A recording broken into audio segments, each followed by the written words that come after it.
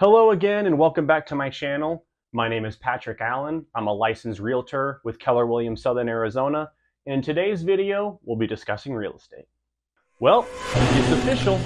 The National Association of Realtors' decades-old practice of cooperative or shared compensation between licensed brokers has been found to be insufficiently competitive in nature. And effective August 17th, the industry will be forced to change its business practices regarding how real estate agent compensation is negotiated with the general public. At a time where buyers are already dealing with record unaffordability, a slowing economy, and the ever-looming risk of a recession, the Department of Justice has seen to it that just one more item of negotiation must be disclosed and discussed between home buyers and their real estate agents before the agent is able to do any work or even show one single property. The announcement has thrown the industry into chaos, and there's a lot of misinformation in the news and on the internet. In today's video, we're going to break it all down for you. What changes did the Sitzer-Burnett lawsuit bring about in the real estate industry? How did the National Association of Realtors end up in the situation in the first place? And what does it mean for home buyers, and if or how they can still be represented by a qualified real estate agent? Let's explore. Now, as a quick housekeeping item, and something I've done on this channel before, I'm going to be speaking from the perspective of real estate sales, specifically in the state of Arizona, and we'll be referencing new and updated forms distributed by the Arizona Association of Realtors. Both compliance with the new regulations and ongoing enforcement will happen at the state level, and as such, I really only know how to report to you what will be happening here within the state of Arizona. However, just having said that, before we jump too far into the weeds of why the lawsuit came about and what changes were made, I think there's some benefit in first looking at the historical background of the industry and how buyer's agent compensation was born. Because as recently as the early 1990s, real estate agency was set up exclusively to benefit the seller of a piece of property. And for buyers, only sub-agency was available. The real estate broker, contractually and explicitly, represented the seller's best interest in the transaction and provided only functionary tasks for unrepresented buyers, such as showing homes and facilitating purchase contracts, simply as a means to help their real client, the seller, get the price that they are looking for. Buyers had no fiduciary representation during the transaction, and it was a world of buyer beware. It was completely on the shoulders of buyers to know how to inspect a property physically and how to effectively negotiate purchase contract terms. Seeing a hole in the market, brokers nationwide created the job that we now refer to as buyer's agency and introduced buyer agency agreements. This was a radical change to the industry as it allowed a licensed agent to take on the fiduciary representation of a buyer client. And the compensation of the buyer's agent will be paid out without any additional fees to the transaction via a broker cooperative compensation agreement, whereby the seller's agent agrees to share a portion of their gross commission with the buyer's agent at closing, and all of this is paid by the seller and previously negotiated in the listing agreement. This was a win-win-win for the market at the time. Buyer's agents could build a career assisting ready, willing, and able buyers to buy a home with the promise of compensation on the back end when escrow closes. Buyers got professional representation for usually no additional money out of pocket, and selling agents no longer had to perform functionary tasks for unrepresented buyer clients simply as a means of doing their job and protecting their seller's interests. So this is how the industry operated for 30-some years. Buyer's agents had little incentive to negotiate their commission rate with the buyer clients they represented due to this compensation structure. And equally, many new agents were taught to give much of their time, expertise, and services away for free due to the nature of the co-op fee. Because so long as the buyers they are representing closes on a property, the agent would be guaranteed payment upon a successful sale.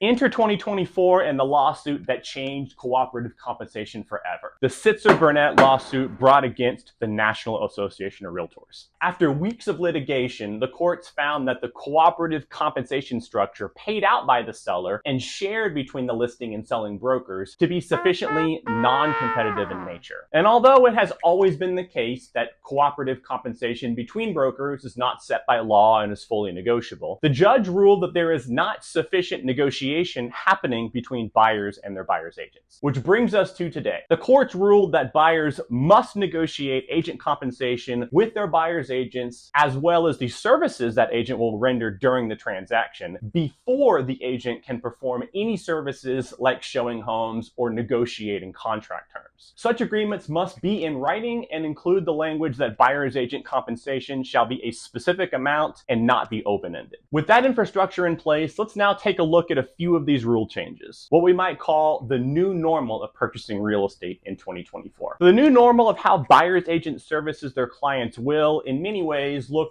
pretty much the same as it does right now. Some of what is to come is a meaningful change to very old and well-established business practices, while some of it is merely down to semantics, mostly just changing the words and key phrases we use to describe how compensation works. And so what will not be changing at the end of this month is that buyer's agents can still continue to work with buyer clients. Now, some of the headlines out there suggest that agent compensation is now outlawed, or that the lawsuit is the end of buyer agency as we know it. It's not. The old school understanding of how buyer's agents get paid will change, and for the first time, buyer clients will get to experience the displeasure of negotiating how much it will cost them to pay for their agent services. But all parties to the lawsuit agreed that the buyer's agent performs an essential and necessary service to the industry and should be compensated for those services. Now, what will be changing is that the buyer's agent compensation must be discussed before performing any professional services or showing even one single property. Whether the fee paid to the buyer's agent is a flat figure or a percentage of the listing price of the home that is closed on, or even a menu of individual services presented cafeteria style, it must be specifically referenced in the buyer-broker exclusive employment agreement. What's more, the buyer's agent explicitly cannot receive more compensation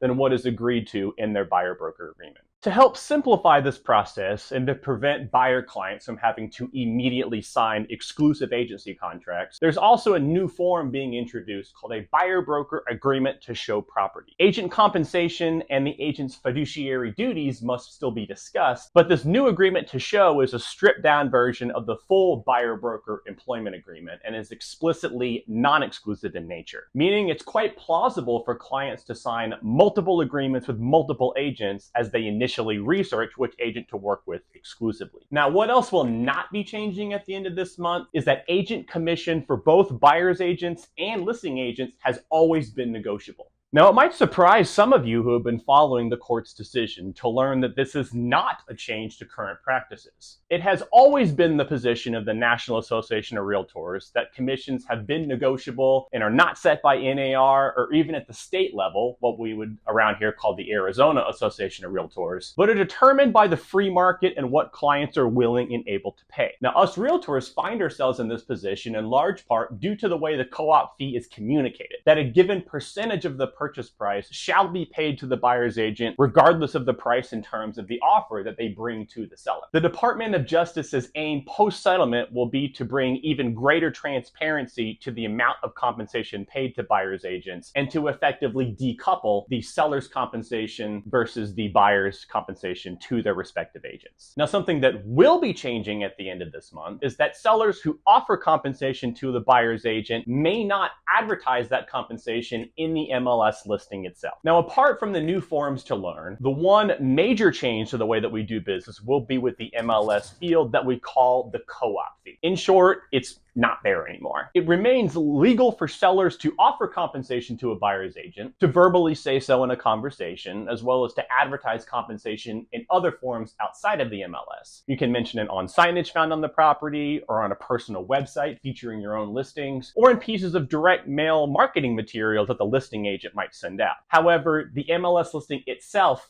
may no longer include this information. Now, what will not be changing in our market at the end of this month is that buyers can request sellers to cover their agent compensation in part or in full as a term of the offer that they bring to the seller. Let's again take a quick look at a few of these new forms. Via the listing contract, the seller can now decide whether or not to offer buyer's agent compensation before listing the home for sale. And with the addition of the seller compensation addendum to the purchase contract, buyers similarly have the ability to request the seller offer compensation as a term of their offer to purchase the home. Sellers are already accustomed to paying for buyer's agent compensation in full as a condition for selling their home at full market value, and for many transactions, this will continue to be how it shakes out. Sellers can refuse to compensate the buyer's agent, which could yield more money in their pocket after the sale, while sellers who continue to offer compensation to the cooperating agent will realize a competitive advantage in the market by doing so, particularly knowing that many buyers out there will be unable to pay their agent any other way.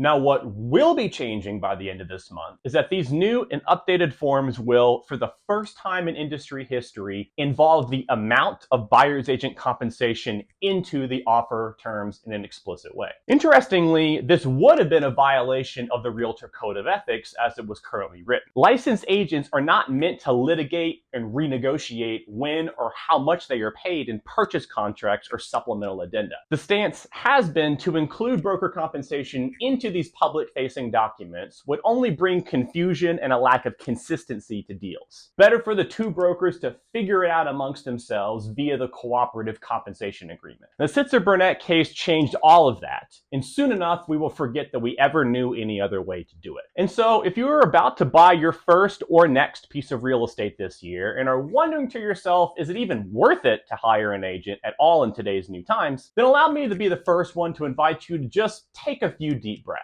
Everything is going to be totally fine. Buyer's agents like me all over the country are still going to be there to help you through the transaction in three major ways. Licensed realtors will be there to provide the purchase contracts and all of the necessary associated forms that we've been discussing here, which they are licensed to use by operating under the current model. It falls to your buyer's agent to explain these contracts to you in as much detail and using real-life examples as necessary for you to understand the contract, as well as to protect your legal rights spelled out in that contract throughout the entire transaction. Buyer's agents also serve a logistical function during the transaction, a second party to the contract to ensure that all checkpoints and deadlines are being adhered to. Upon an accepted contract, it generally falls to the buyer's agent to ensure that the earnest money deposit is made in a timely manner, to assist with coordinating inspectors, contractors, and tradesmen to perform physical due diligence of the property during the Binzer timeline, and to coordinate with escrow, title, the lender, and all other related parties as a means of keeping the file moving forward and with avoiding foreseeable delays. Now, while the buyer's agent is explicitly not an expert in all of these operations themselves, you can lean on him or her to help you sort out all of the moving pieces, no matter how chaotic the transaction becomes. And of course, as any seasoned agent would, I'm also here to offer you years of experience and expert advice shaped by over 100 successfully closed transactions. As a full-time real estate agent for many years, an investor, a house hacker, a short-term rental and medium-term rental landlord, and someone who shares in your same goal to grow and expand my own rental property portfolio in my local market, you can trust that my advice and opinions to be well-rooted in the current market dynamics and in accordance with current business practices. I'll help you make sense of all of the conflicting information and into making the right decision for your stated goals. And so, as a means of closing this topic up, while it almost certainly will push many agents out of the industry, those who remain and learn to play by the new rules will find greater market share and an increased ability to find motivated buyer leads. The way I see it going down, listing agents will have to learn how to use a few new forms, but will largely remain unaffected by these changes. Buyer's agents and their clients will have more open discussions regarding the amount of compensation exchanged, thus achieving the primary aim of the Department of Justice was seeking in this decision. And with the addition of new forms and new market expectations, we can call this a moderately large change to the way that we do business. But if we're looking at the facts of the situation, this is really just the most recent change to occur in an industry that is constantly undergoing change as a response to the current struggles and opportunities presented by any given place in the market cycle. And so if you are wanting to get into the game of real estate investing, or at least to continue to build up and strengthen your own net worth in retirement, then keep coming back to our channel to keep updated on all of the other moderately large changes that we are likely to experience in our industry later on in the decade. Until then, we'll see you on the next one.